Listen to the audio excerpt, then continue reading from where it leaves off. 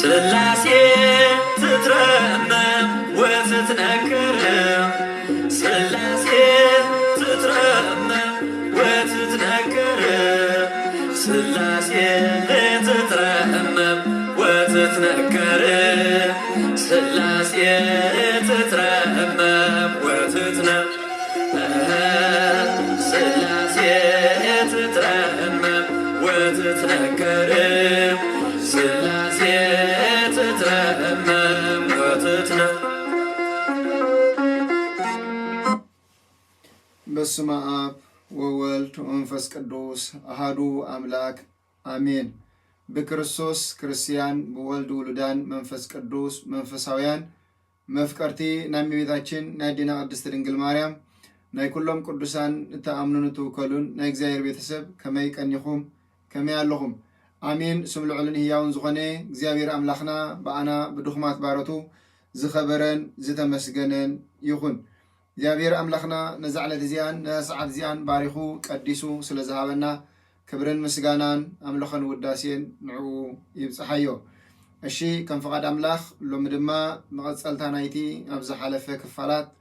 ዝረአናዮ ሚስጥረ ስላሴ ዝብል ትምህርቲ ናይ መወዳእታ ምዕራፍ 11 ክፋል ክንርኢ ኢና ማለት እዩ።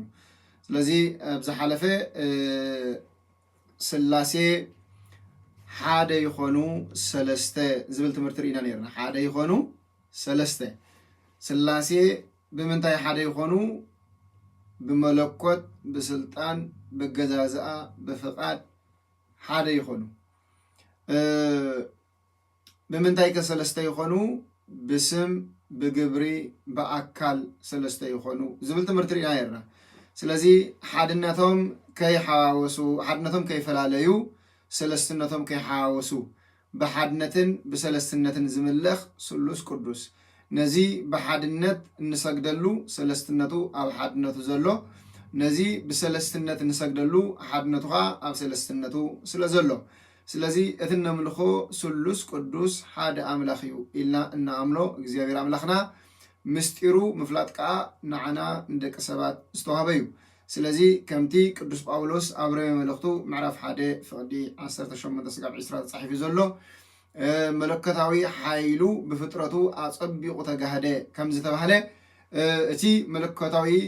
ሓይሊ እግዚአብሔር እንፈልጠሉ ምስጢረ ስላሴ ተባሂሉ ይጽዋዕ ማለት እዩ። ስለዚ ብፍጥረቱ ተጋህደ ከም ዝበሎ ድማ ኣብ ዝሓለፈ ክፋልና 10 ክፋል መወዳእታ ዝረአናያ ነገር እንተነይራ ናይ ሰብ ተፈጥሮ ኣብ ሓድነትን ኣብ ሰለስትነትን ናይ ስላሴ ዘለዎ ምምስሳል ርኢና ነርና። ሎሚ ከዓ ናይ ፀሓይ ተፈጥሮ ኣብ ሓድነትን ኣብ ሰለስትነትን ናይ ስላሴ ዘለዎ ምምስሳል ክንርኢና ማለት እዩ። ስለዚ እንታይ እዩ? ፀሓይ ሓንቲ እያ። ፀሓይ ሓንቲ እያ። እዛ ንሪኣ ንዓለም ብርሃን እትህብ ንፍጥረታት ኩሉ ከዓ ከከም ዘድልዮ ሙቆት እትዕድል ፀሓይ ሓንቲ እያ። ፀሓይ ሓንቲ ክንከውን ከላ ግን ሰለስተ ኣካላት ኣለዋ። ብክበቡ ኣብ ብብርሃኑ ወልድ ብቁመቱ ከዓ መንፈስ ቅዱስ ብሙቆቱ ከዓ መንፈስ ቅዱስ ይምሰሉ። ምክንያቱ እንታይ ንብል ዘለና ፀሓይ ኣብ ላዕሊ ሓንቲ ከባብ ኣላ። ብርሃን ወይ ከዓ እቲ ረይ ተባሂሉ ዝፅዋዕ ካብ ሰማያት ናብ ምድሪ ዝወርድ እሞ ኣብ ምድሪ ከዓ ንደቂ ሰባት ሙቆት ዝህብ ንሱ ከዓ እቲ ጩራ ተባሂሉ ዝፅዋዕ ብትግርኛ ንሱ ብርሃን ማለት እዩ። ብርሃን ፀሓይ ወይ ከዓ ጩራ ፀሓይ ካብቲ ክቢ እንተተቆሪፁ ሙቆትን ብርሃንን ኣይዕድልን እዩ ማለት እዩ። ስለዚ እቲ ካብ ሰማያት ዝወርድ ዘሎ ወይ ድማ ካብታ ፀሓይ ዝወርድ ዘሎ ብርሃን ወይ ከዓ ጩራ ሙቆት ሒዙ ኮላይቲ ሙቆት ካብታ ፀሓይ ወፂኡ ምስቲ ጩራ ምስቲ ብርሃን ዝወፅእ ዘሎ ስለዚ ፀሓይ ክቢ ኣለዋ፣ ብርሃን ኣለዋ ወይ ጩራ ኣለዋ፣ ሙቆት ከዓ ኣለዋ፣ ሰለስተ ነገር ኣለዋ ማለት እዩ። ስለዚ ኣብ ኢልና በቲ ክበቡ ወይ ከዓ በቲ ከበብ ኣብ ላዕሊ ዘላ ይምሰል። ምክንያቱ ኣቦ ንወልዲ ይወልዶ ንመንፈስ ቅዱስ ከዓ የስርፆ ንብል ስለ ዘለና ማለት እዩ። ስለዚ እታ ከበብ ኣብ ላዕሊ ዘላ ፀሓይ ንብርሃን ትወልድ ንሙቆት ከዓ ተውፅእ ማለት ሙቆት ከዓ የውፅእ ማለት እዩ። ስለዚ እንታይ ዝብለና ምክንያቱ አቡየ ፀሐይ ወአነ ብርሃኑ ወመንፈስ ቅዱስ ዋእዩ ወውስተ ፀሐይ ሴመ ጽላለቶ አቦይ ፀሐዩ ኣነኻ ብርሃኔ መንፈስ ቅዱስ ካ ዋዒ እዩ ኣብቲ ውሽጢ ፀሓይ ሴመ ጽላለቱ ወከዓ ሰይሙ ጽላለቶ ወይ ድማ ኣብኡ ተገሊጹ ማለት ይግለጽ ማለት ካልእ ኣብ ቅዳሴ ማርያም እውን ኣብ ባህርያ ቆስ እንታይ ኢሉ ዘሎ ኣብ ፀሓይ ወልድ ፀሓይ ወመንፈስ ቅዱስ ፀሓይ ኣሃዱ ውእቱ ፀሓይ ጽድቅ ዘላኢለ ኩሉ ስለዚ ኣብ ፀሓዩ ወልድ ፀሓዩ መንፈስ ቅዱስን ፀሓዩ ሓደ ናይ ጽድቂ ፀሓይ ኣብ ልዕሊ ኩሉ ናይ ጽድቂ ፀሓይ ኢልዎ ኣሎ ኣብ ልዕሊ ኩሉ ናይ ጽድቂ ፀሓይ ቅዳሴ ማርያም ማለት እዩ መዝሙር ዳዊት ከዓ እንታይ ኢሉ ኣሎ እግዚአብሔር አምላክ ፀሓይን ዋልታን እዩ እሞ እግዚአብሔር ጸጋን ክብርን ይህብ ነቶም ብቕንዕና ዝመላለሱ ሰናይ ዘበለ ኣይከልኦምን እዩ ስለዚ እንታይ ዝብለና ኣሎ እግዚአብሔር ፀሓይ እዩ ጎይታ መድሓና ኢየሱስ ክርስቶስ እንታይ ኢሉ ኣነ ውእቱ ብርሃኑ ለዓለም ኣነ ንዓለም ብርሃኑ እየ ስለዚ ኣነ ናይ ዓለም ብርሃን እየ ኢሉና ኣሎ ማለት እዩ ስለዚ ኣብቲ ግብረ ሐዋርያት ዘለውን ብልሳናት ሓዊ መንፈስ ቅዱስ ኣብ ልዕሊ ሐዋርያት ክወርድ ከሎ ርኢና እዩ ማለት እዩ ስለዚ እንታይ ማለት እየ እቲ ብርሃን ተሓዊ እቲ ፀሓይ እግዚአብሔር እዩ ንማለት እዩ ማለት ስለዚ ፀሓይ ከምቲ ሰለስተ ነገራት ዘለዋ ሓደ ፀሓይ እምበር ሰለስተ ፀሓይ ኣይበሃልን ስለዚ ፀሓይ ሰለስተ ነገራት ወላ እኳ እንተለዋ ሓንቲ ፀሓይ ትበሃል እምበር ሰለስተ ፀሓይ ኣይትበሃልን ከምኡ ከዓ ሰለስተ ኣካላት ኣብ ስላሴ ወላ እኳ እንተሃለው ሰለስተ ኣካላት ስለ ዘለዎ ንስላሴ ሰለስተ ኣማልክቲ ኣይበሃል እንታይ ዳ ሓደ ኣምላኽ እዩ ማለት እዩ ስለ ቃሉ እግዚአብሔር ኣምላኽና ዝኸበረን ተመስገን ይሁን ካልእ ናይ ሓዊ ተፈጥሮ ካ ክንርኢ ማለት እዩ ካልእ ኣብነት ማለት እዩ ሓዊ ሓደ ክኸውን ከሎ ሰለስተ ኣካላት ኣለዎ ሕጂ ኣካል ኣለዎ ሓዊ እቲ ኣካል እቲ ፍሕሚ ወይ እቲ ጓህሪ ንበሎ ማለት እዩ ንሱ ከም ኣብ እዩ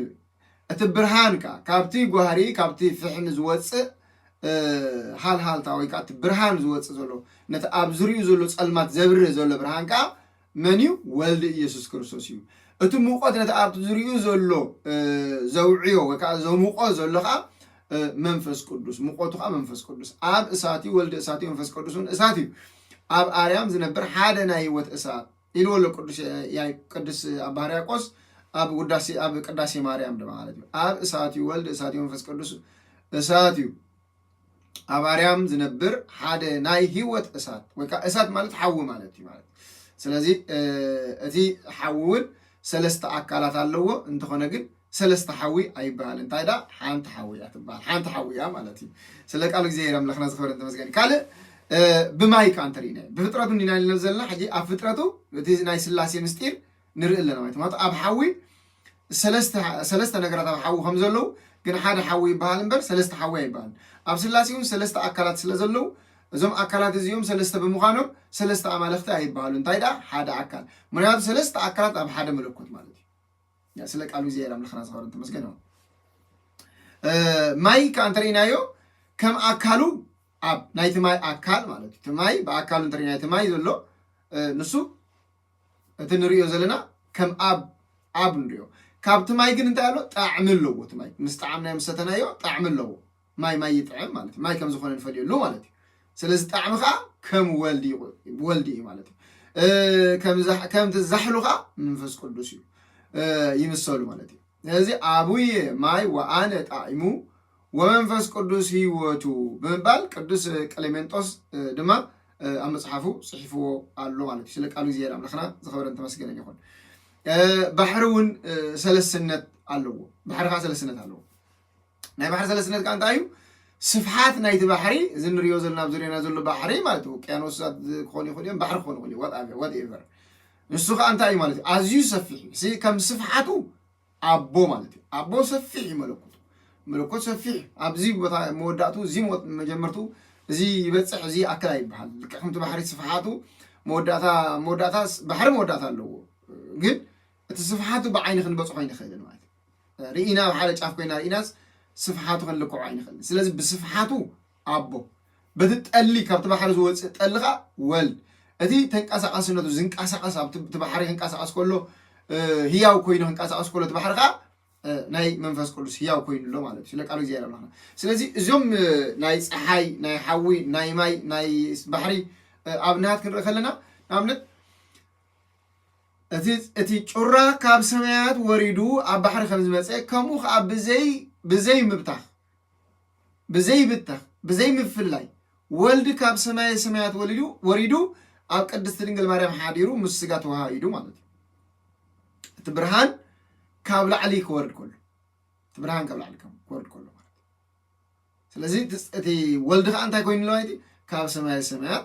ብዘይ ምቁራፅ ማለት እቲ ብርሃን ኣብ ዝኾነ ቦታ እንተተቋሪፁ እንታይ ይገብርኒ ማለት እዩ ታሕቲ ኣይበፅሕን ማለት ስለዚ ብመለኮት ከዓ ምስ ኣቦ እንተዘየሎ ኮይኑ እቲ ወልድ ብመለኮት ምስ ኣቦ ሓደ እንተዘይ ኮይኑ ከዓ እንታይ ገብር ኣይከልኒ ዝተፈልየ ይኸውን ኣሎ። ስለዚ እንድሕር ተፈልዩ ከዓ ካልእ ኣብ ስላሴ ካልእ ኣካል ነቐምጥ ኣለና ማለት እዩ። ስለዚ እንታይ ማለት ከምዞም ዝረኣናዮም ኣብነታት ዝረኣናዮም ኣይፈላለዩ ጣዕሚ ናይ ማይ ካብ ማይ ኣይፍለን እዩ ማለት እዩ። እቲ ዛሕሊ ከዓ ካብ ማይ ኣይፍለን እዩ ማለት እዩ። እንተተፈልዩ ግን ምስ ማይ እንድሕር ዘየለ እንተኮይኑ ግን ዋላ ሓንቲ ማለት እዩ። ስለዚ በዚ መልክዕ እዚ ክንሪኦ ንኽእል ማለት ስለ ቃሉ እግዚኣብሔር ኣምላኽና ዝኽበረን ተመስገን ይኹን። ስለዚ ሓደን ከለዉ ሰለስተን ከለዉ ሓደ ማለትና እዩ። ስለዚ ሓደን ከለዉ ሰለስተን ከለዉ ከዓ እንታይ እዩ ሓደ ማለት እዩ። ብኣካላት ሰለስተ ብመለኮት ግና ሓደ እዮም ከም ዝበሉ 318 ማለት 318 ማለት እዩ። ሳህሉ ለእግዚአብሔር መልአ ምድሪ ምሕረት እግዚአብሔር ብናይ እግዚአብሔር ምሕረት ወይ ከዓ ናይ እግዚአብሔር ይቕረታ ምድሪ መሊኣ ኣላ ወበቃል እግዚአብሔር ጸንዐ ሰማያት ወምድሪ ብቃል እግዚአብሔር በቲ ይኹን ዝበሎ ቃል ድማ ሰማያት ጸኒዖም ወበእስትንፋስ አፉሁ ኩሉ ኃይሉ በተረቂቕ ስልጣኑ በቲ ናይ እስትንፋስ አፉ ኩሉ ጸኒዑ ይብለና ማለት ስለዚ መዝሙር ዳዊት 33 ኣብ ትግርኛ 32 ከዓ ኣብ ግእዝ ተጻሒፉ ክንረኽቦ ንኽእል ኢና ማለት እዩ። ስለዚ እንታይ እዩ ዝብለና ዘሎ ናይ እግዚአብሔር ምሕረት ወይ ከዓ ናይ እግዚአብሔር ይቕረታ ምድሪ መሊኣ ኣላ ሰማይን ኣብ ሰማይ ዘሎ ኩሉ ድማ ብቃል እግዚአብሔር ጸኒዑ ኣሎ ብምስትንፋስ አፉ ከዓ ኩሉ ጸኒዑ ይነብር ወበእስትንፋስ አፉ ኩሉ ኃይሉ ስለዚ ኩሉ ኃይሉ ከዓ በቲ እስትንፋስ አፉ ይጸንዕ ይብለና ማለት ስለ ቃል እግዚአብሔር ኣምላኽና ዝኽበረን ተመስገን ይኹን። ስለዚ ሓደን ከለዉ ሰለስተን ከለዉ ሓደ ይብል ማለት እዩ። ከም ብሓድሽ ቅዱስ ቀሌሜጦስ እንታይ ተዛሪብሎ ብሓፈሻ ብዓቕሚ ሰብ ተመሲሉ ዝብፃሕ ኣይኮነን ናይ ስላሴ ማለት እዩ። ናይ ሰለስተ ምስጢር ናይ ስላሴ ምስጢር ብሓፈሻ ብዓቕሚ ሰብ ተመሲሉ ዝብፃሕ ኣይኮነን እንታይ ደኣ ብመጠኑ እዩ ልዕሊ ኩሉ ስለ ዝኾነ ከማና ዝኸውን ወይ ንዓና ዝመስል እውን ስለዘየለ እዩ በቃ ንስላሴ ዝመስል ስለዘየለ እግዚአብሔር ብዓና ክንምስሎ ከለና ብዓቕምና ክንምስሎ ከለና በዞም ዝረኣናዮም ምሳሌታት መሲልና እዮም። ስለዚ ቅዱስ ቀሌሜጦስ ድማ በቃ ንስላሴ ክበፅሖ ዝኽእል ነገር የለን ይብለና። መብርሂ እንተርእናዮ እንታይ ዝብል መብርሂ ክህበሉ ዝደለኹ ማለት እዩ ኣብ ልቢ ወልድ ከዓ በቃል መንፈስ ቅዱስን ብእስትንፋስ ተመስሉ እንተተመሰሉ እኳ ሕጂ ኣብ ልቢ ወልድ ብቃል መንፈስ ቅዱስ ከዓ ብእስትንፋስ እንተተመሰሉ ንኣብ ዝተፈልየ ንወልድ እውን ዝተፈልየ ንመንፈስ ቅዱስ ከዓ ዝተፈልየ ልብን ቃልን እስትንፋስን ኣለዎም ማለት ኣይኮነን። እንታይ ዳ እቲ ሓደ ኣብቲ ሓደ ህልዋት እዮም። ኣነ ኣብ ኣቦ ምህላወይ ኣቦኻ ኣባይ ምህላው ዶ ኣይተኣምኑን ኢኹም ከም ዝበሎ ዮሃንስ ወንጌል ምዕራፍ 14 ፍቕዲ 11 ማለት እዩ። ስለዚ ሓደ ኣብቲ ሓደ ህልው እዩ። ከመይ ማለት ሓደ ኣብቲ ሓደ ህልው ስለዚ ኣብ ንወልድን ንመንፈስ ቅዱስን ልቦም እዩ ማለት እዩ። ኣቦ ልቢ ኢልና ክንዛረብ ከለና ናይ ኣብን ናይ ወልድን ናይ መንፈስ ቅዱስን እንታይ እዩ ልቢ እዩ ያለታ ኣቦሲ ናይ ወልድን ናይ መንፈስ ቅዱስን እንታይ እዩ ልቢ እዩ። ወልድ ከዓ ንኣቦን ንመንፈስ ቅዱስን ቃሎም እዩ። መንፈስ ቅዱስ ከዓ ንኣቦን ንወልድን እንታይ ማለት እዩ እስትንፋሶም እዩ ማለት እዩ እስትንፋሶም እዩ። ስለዚ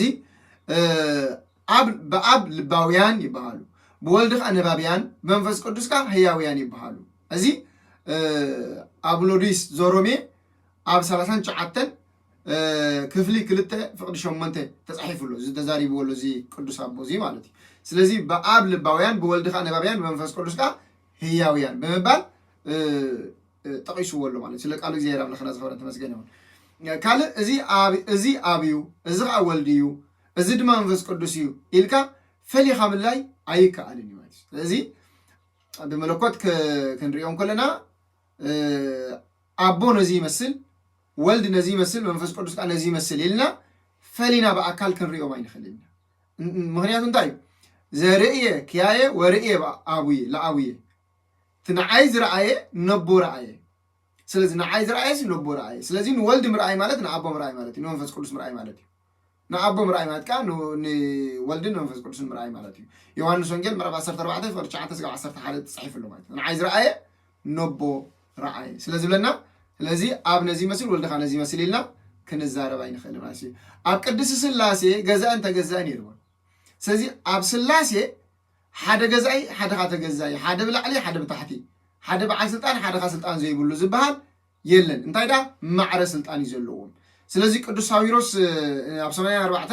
ካብ 2-7 እንታይ ኢሉ ዘሎ በመለኮት ሓደ ካብቲ ሓደ ዝፍለ ኣይኮነን ብስልጣን እውን ከምኡ ለአኽን ተለአኽን ሓደ ነቲ ሓደ ዝገዝኦ ኣይኮነን እንታይ ዳ ብክብርን ብመለኮትን ማዕረ እዮም ይብል ማለት እዩ መን እዚ ቅዱስ ሳዊሮስ ኣብ ሃይማኖት አበው 84 ካብ 2-7 ዘሎ ቃል ማለት ካልእ ትእዛዛተይ ዝሕሉ እንተልዩ አቦ የፍቅሮ እዩ ናቡ መፂና ማሕደር ክንገብር ኢና ምስ በለ እቲ አቦ ብስመይ ዝሰዶ መፀናንዒ መንፈስ ቅዱስ ንሱ ኩሉ ክምረኩም ይብል ዮሐንስ ወንጌል ምዕራፍ 14:23-26 ይኹን እምበር ናይ ስላሴ ሓድነትን ሰለስትነትን ምስጢር ናይ ፍጡር ልቢ መርሚሩ ስለ ዘይረኽቦ ካብ ዝተጻሕፈልና ከይሓለፍና ብዘይምርመር ንእመን ኢሎም ይመኽሩ 3:18 ማለት ነዚኣ ወሲዱ ሰብ ነዛ ናይ ዮሐንስ ወንጌል ወሲዱ መንፈስ ቅዱስ ይለኣኽዩ ይልእኾ እዩ አቦ ኢሎም ስለ ዝዛረቡ ሰባት እዩ ስለዚ ኣብ ስላሴ ለኣኽን ተለኣኽን ዝበሃል የለን ኢልና ንዛረብ ዘለና እንታይ ዳ ነዛ ፅሕፍቲ እዚኣ ተፃሒፋ እንተኢልና ካብ አቦ ስለ ዝወፅእ ወልድ ከዓ ስለዚ ኣብቲ ውዳሴ ማርያም ናይ ሰሎስ እንታይ ዝብል በስምረት አቡሁ ወስምረት መንፈስ ቅዱስ እዩ ዝብል ማለት ብናይ አቡኡ ስምረት ወልድ መፅዩ ብናይ አቡኡ ፍቃድ ብናይ መንፈስ ቅዱስ ፍቃድ ሕጂ ፍቃዶም ከምኡ ስለ ዝኾነ ግብሮምን ስርሖምን ከምኡ ስለ ዝኾነ ጥራሕ እዩ ስለዚ ወልዲ አቡኡ ብፍቃድ አቡኡ ናብ ምድሪ መፅዩ መንፈስ ቅዱስን ብፍቃድ አቦ ብፍቃድ ወልድ ናብዚ ምድሪ መፅዩ ስለዚ ናይ ፍቃድ ጉዳይ እዩ ዘርኢ ዘሎ ማለት እዩ ነዚ ማለት እዩ ስለ ቃሉ እግዚአብሔር አምላክና ዝኸበረ ተመስገን እዩ ካልእ 318 ኣብ ምዕራፍ 19:5 ዘሎ ኣብ ሃይማኖት አበው ይዛረብ ዘለኹ 318 ሊቃውንቲ ኣብ ሃይማኖት አበው ምዕራፍ 19:5 ዘሎ ቃል እንታይ የሚሉ እግዚአብሔር ሓደ እዩ ዘይትከፋፈልን ዘይትበርስን መንግስቲ እውን ሓንቲ እያ ኣብ መንጎ ስላሴ እውን ወላ ሓደ ፍጡር የለን ከቶ ሎሚ ዝተገብረ ሓድሽ ነገር እውን የልቦን ኣብ ውሽጦም ካ ሓደ ገዛኢ ወይ ዝልእኽ የልቦን ይብሉና ማለት እዩ ስለዚ ነተቀዲምና ኣብ ዮሐንስ ተጻሒፋ ዘላ ዝረአናያ 318 ብዛዕባ እዚኣ ንምብራህ እዮም ተዛሪቦማ ነዚኣ ማለት እዩ ስለ ቃሉ እግዚአብሔር አምላክና ዝኸበረ ተመስገን ካልእ ቅዱስ አትናቴዎስ ዘእስክንድርያ ኣብ ሃይማኖት አበው ምዕራፍ 25 ፍቅዲ 4 ዘሎ ቃል እንታይ ዝብል ኣብ አምላኽ እዩ ወልድ አምላኽ እዩ መንፈስ ቅዱስን አምላኽ እዩ ግናኸ ሓደ አምላኽ ዳ እምበር ሰለስተ አምላኽ ኣይኮኑን ስለዚ ኣብ አምላኽ እዩ ወልድ ካ አምላኽ እዩ መንፈስ ቅዱስ ካ አምላኽ እዩ እንተኾነ ሰለስተ አማልኽቲ ኣይንብልን እንታይ ዳ ሓደ አምላኽ እዩ ማለት ስለ ቃሉ እግዚአብሔር አምላክና ዝኸበረ ተመስገን እዩ ካልእ ጎርጎርዮስ ዘእንዚናዙ ኣብ ሃይማኖት አበው ምዕራፍ 3 ፍቅዲ 5 ዘሎ ቃል እንታይ እዩ ሓደ እኳ መለኮት ሰለስተ አካላት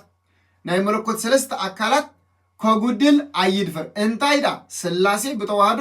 ሓደ ህላዊ እዩ ደጊምና ሰለስቲኦም አካላት በህላዊኦም ሓደ ምዃኖም ነስተውዕል ካብ ህላዊ መለኮት ዝተፈልየ አካል የልቦን